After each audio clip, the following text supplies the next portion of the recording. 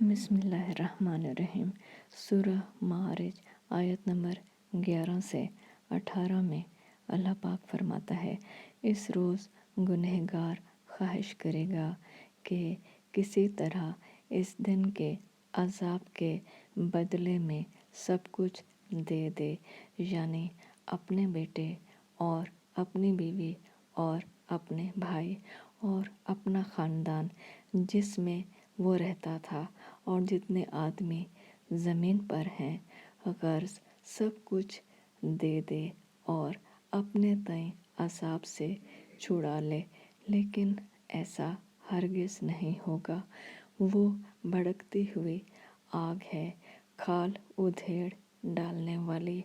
ان لوگوں کو اپنے طرف بلائے گی جنہوں نے دین حق سے اعراض کیا اور منہ پھیر لیا اور مال جمع کیا اور بند کر رکھا۔